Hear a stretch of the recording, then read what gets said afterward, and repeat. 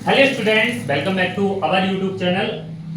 आज हम बात करने वाले हैं, देखिएगा, क्लास 12th के जो चैप्टर नंबर 2 है, विभव और धारिता। ठीक है, तो विभव के बारे में हम पहले कभी समझा देंगे। आज हम इसमें एक मोस्ट इंपॉर्टेंट क्वेश्चन है जो कक्षा 12वीं में आप किसी भी बोर्ड से हो, इसमें बहुत ही मोस्ट इंपॉर्टेंट क्वेश्चन समांतर प्लेट संधारित्र या पट्ट संधारित्र कहलाता है। ये क्वेश्चन बहुत ज्यादा आपके पेपर में पूछा जाता है। ठीक है, तो इस वीडियो में हम पूरा देखेंगे कि समांतर प्लेट संधारित्र क्या है, इसकी धारिता का व्यंजक।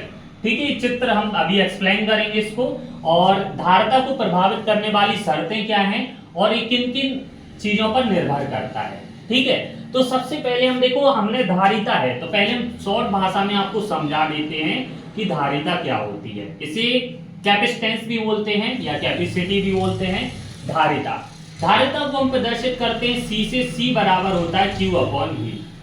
ठीक है, अब देखो धारिता क्या चीज है, इसको हम समझाते हैं। धारिता आपने देखी होगी, आपके पंखे में एक कैपेसिटर यानी कंडेंसर जुड़ा रहता है, जिसे हिंदी में बोलते हैं संधारित्र। वो संधारित्र क्या है? संधारित्र एक ऐसी युक्ति है जो संधारित्र है, पहले संधारित्र को समझ लीजिएगा। संधारित्र यानी संधारित्र एक ऐसी युक्ति है जिसके आकार और आकृति में परिवर्तन किए बिना हमेशा क्या बढ़ाई जा सके, उसकी धारिता बढ़ाई जा सके, वो कहलाता है कैपेसिटर।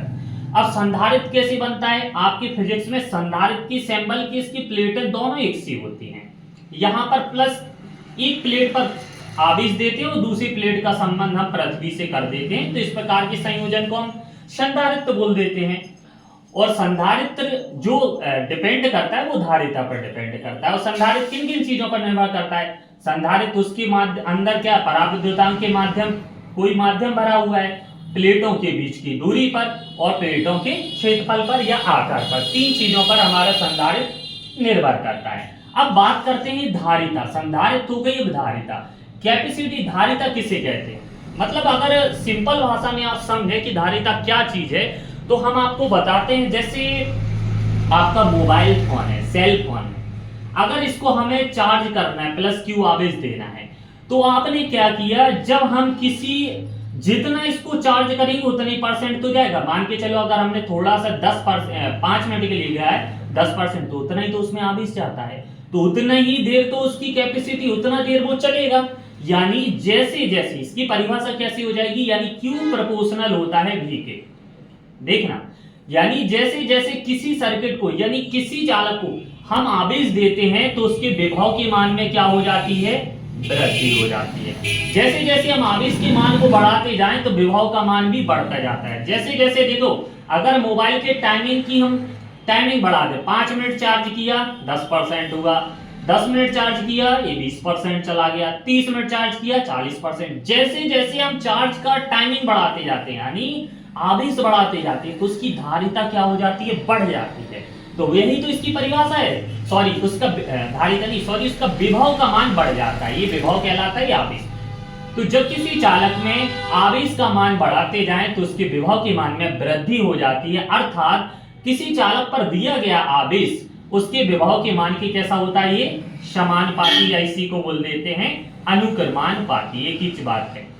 तो हम क्या करते हैं, Q समानुपाती V के मिला, तो Q बराबर हमारा ये कांस्टेंट, यहाँ पर C कांस्टेंट आ गया, जिसे कहते हैं हम चालक की धारिता कहते हैं। और धारिता C बराबर होता है Q/V। दूसरा मात्रक कूलाम और विभवांतर का मात्रक होता है वोल्ट। एक तो धारिता का ऐसा ही मात्रक हो जाता है कूलाम प्रति वोल्ट, या दूसरा धारिता का ऐसा ही मात्रक होता है फैराड।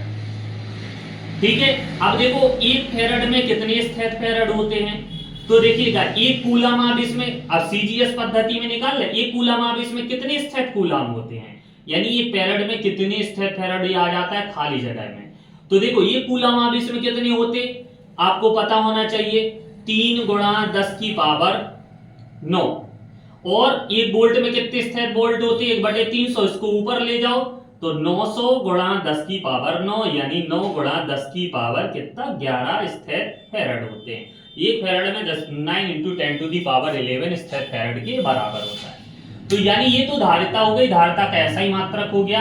अब हम सीधे चलते हैं आपके सिलेबस में। बस पहले पढ़ते थे जब आज से 4-5 साल पहले, तब आपके में समांतर प्लेट संधारित्र भी था, गोली संधारित्र भी था, बेलना।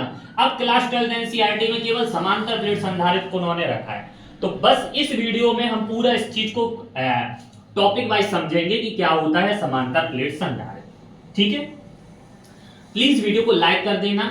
अगर आप इस वीडियो को देख रहे हो तो अपने फ्रेंड्स के साथ भी शेयर कर देना। आप कमेंट कीजिएगा किस टॉपिक पर आपको प्रॉब्लम जा रही है, हम आपके लिए उसकी वीडियो आपके लिए बना देंगे। एक हमने चित्र बनाया, पहले हम पढ़ लेते हैं। हमने लिखा है समांतर प्लेट संधारित्र या पट्ट संधारित्र क्या है। दो समांतर प्लेटें, ये चालक कोई धातु की दो समांतर प्लेटें हैं जो आपस में कुछ दूरी पर रखी गई हैं। तो हम यहां पर मान लेते हैं कि ए और बी दो प्लेटें हैं और जो आपस में एक डी दूरी पर रखी गई है, और इनके बीच कोई पराविद्युत का माध्यम वायु भरा है। अगर हमने कहा कोई एक पराविद्युतांक का माध्यम के भरा हुआ है, एक प्लेट को आवेश दिया जाता है, यहां पर हमने एक प्लेट को प्लस क्यू आवेश दिया, तथा दूसरी प्लेट का संपर्क किससे कर दिया जाता है, पृथ्वी से। देखो पृथ्वी से कर दिया। तो इस प्रकार के संयोजन से जो संधारित्र बनता है उसे कहते हैं हम समांतर प्लेट संधारित्र। ठीक है, अब इनका व्यंजक लिखना है, तो व्यंजक के लिए भाषा से हम वही लिखते हैं कि माना धातु की दो प्लेटें, अब हम भाषा बोल दे रहे, इसको लिख नहीं रहे ताकि ये क्या बड़ा हो जाएगा, तो आप खुद लिख लेना स्वयं से। देखो लिखो, माना धातु की दो प्लेटें ए तथा बी हैं जो आपस में कुछ दूरी डी पर रखी गई हैं। ठीक है, अब हम क्या करेंगे, इनकी प्लेटों के बीच का क्षेत्रफल हम ले लेंगे ए, इस प्लेटों में कोई पराविद्युतांक का माध्यम के भर दिया गया है। अब हमने क्या किया, चालक एक प्लेट एक को प्लस क्यू आवेश दिया जाता है, तो विद्युत प्रेरण के कारण बी के पास दूर वाले क्षेत्रफल धनावेश, यहां पर हो जाएगा धनावेश उत्पन्न, और अंदर वाले पर क्या हो जाता है ऋणावेश। अब चूंकि बी प्लेट का संपर्क हम किससे कर रहे हैं, पृथ्वी से कर रहे हैं, तो जो संपूर्ण धनावेश है वो कहां चला जाएगा, पृथ्वी के अंदर। तो इस प्लेट पर ओनली क्या बचता है, माइनस आवेश बचता है। और इधर हमारा क्या है, चूंकि हम इसको प्लस क्यू आवेश दे रहे हैं तो बाहर भी अंदर दोनों साइड भी हमारा प्लस आवेश होगा। यहां पर दूर वाले क्षेत्र पर प्लस हो जाता है, इधर माइनस आवेश हो जाता है। समझ में आ गया। और क्या कर देते हैं, इसका संपर्क पृथ्वी से कर देते हैं। अब यहां पर क्या है, जब इसे प्लस क्यू आवेश दिया तो बताओ हमारा विद्युत धारा कहां से कहां बहता है, प्लस धनात्मक सिरे से ऋणात्मक सिरे की ओर, तो कहां भरेगा, ए से बी की ओर। तो विद्युत बल रेखाएं कहां से होके जाएंगी, ए से बी की ओर।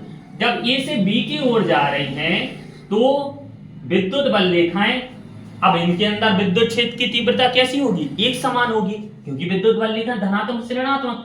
अगर हम इस पृष्ठ के बाहर कहें तो इस पृष्ठ के बाहर विद्युत क्षेत्र की तीव्रता शून्य हो जाएगी, लेकिन इस पृष्ठ के अंदर सभी चीजों पर विद्युत क्षेत्र की तीव्रता समान होगी। अगर हमने कहा यहां पर आवेश का पृष्ठ घनत्व सिग्मा है, तो लिखेंगे यदि प्लेट पर आवेश का मान एक समान है, ठीक है, समपूर्ण, तो आवेश का पृष्ठ घनत्व सिग्मा, पृष्ठ घनत्व सिग्मा बराबर होता है Q अपॉन A। इसको दे दिया इक्वेशन नंबर फर्स्ट। अब देखो आवेश का पृष्ठ घनत्व सिग्मा बराबर Q अपॉन A लिया, तब देखो विद्युत क्षेत्र की तीव्रता क्या हो जाएगी, लिखेंगे तब विद्युत क्षेत्र की तीव्रता। ठीक है, आराम से चलते हैं। E तीव्रता को हम इंटेंसिटी E से प्रदर्शित करते हैं, तो E बराबर क्या हो जाएगा, E बराबर sigma upon K epsilon not. ठीक है, यहां पर सिग्मा एक पृष्ठ घनत्व है और K पराविद्युतांक का माध्यम भरा है, लिखा भी है, और सिग्मा निर्वात में विद्युतशीलता है। ठीक है, उठा के अब हम इसको समीकरण 2 दे दो, समीकरण 1 से सिग्मा का मान रख दो। समीकरण यहां पर ब्लैक से लिख दो तो अच्छा लगेगा। समीकरण 1 से सिग्मा का मान रखने पर, मान रखो, इसका कोशिश करेंगे यहीं पर बच जाए। तो यहां पर मान रखने पर हमारा क्या आ जाएगा, E बराबर, देखो मान रखा तो Q K A epsilon not, इसको दे देंगे समीकरण नंबर 3। ये आगे विद्युत क्षेत्र की तीव्रता। अब इधर देखो, यहां पर विद्युत क्षेत्र की तीव्रता मिली। अब लेकिन अगर लिखेंगे इस पृष्ठ के बाहर इस पृष्ठ के बाहर विद्युत क्षेत्र की तीव्रता कैसी हो जाएगी, शून्य हो जाएगी। तो फिर हम यहां पर लिखेंगे अतः प्लेट ए तथा बी के बीच विभवांतर तो विभवांतर क्या हो जाएगा, VA माइनस VB। बताओ विभव का सूत्र क्या होता है, V बराबर W/Q0 होता है। एकांक धनावेश को अनंत से विद्युत क्षेत्र की किसी बिंदु तक लाने में किए गए कार्य को क्या कहते हैं, विभव कहते हैं। तो यहाँ पर V बराबर W/Q0।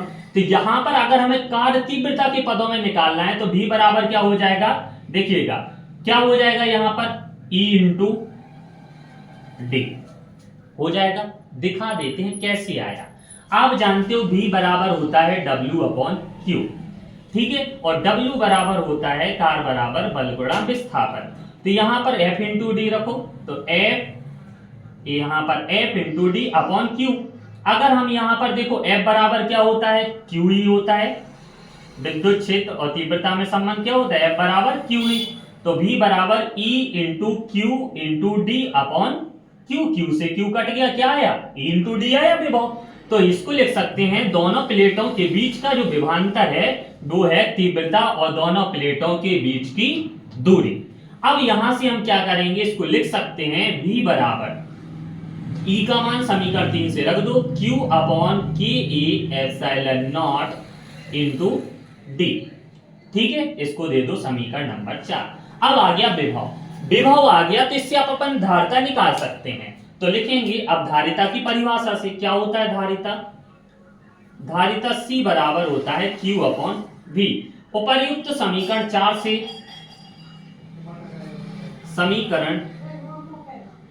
से V का मान रखने पर,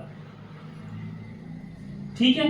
तो यहां पर हो जाएगा, यहां लिख देते हैं C बराबर Q upon QD upon KA epsilon not. इसको हम इधर लिख दे रहे हैं, देखो C बराबर क्या आया, Q upon QD upon KA epsilon not. देखो Q से Q कट गया, ये पहुंच जाएगा ऊपर, तो C बराबर मिला KA epsilon not upon D। और धारिता का ऐसा ही मात्रक क्या होता है। तो ये निकल आया समांतर प्लेट या पट्ट संधारित्र की धारिता का व्यंजक। इतना चीज समझ में आ गया। अब पेपर में क्वेश्चन एक पूछा जाता है समांतर प्लेट संधारित्र क्या है, इसकी धारिता का व्यंजक, तो ये व्यंजक निकल के आ गया। अब उसमें पूछा जाता है इसकी धारिता बढ़ाने की शर्तें लिखिएगा, धारिता कैसे बढ़ेगी। तो देखो आप सूत्र से स्वयं देख सकते हो, सूत्र आया C बराबर KA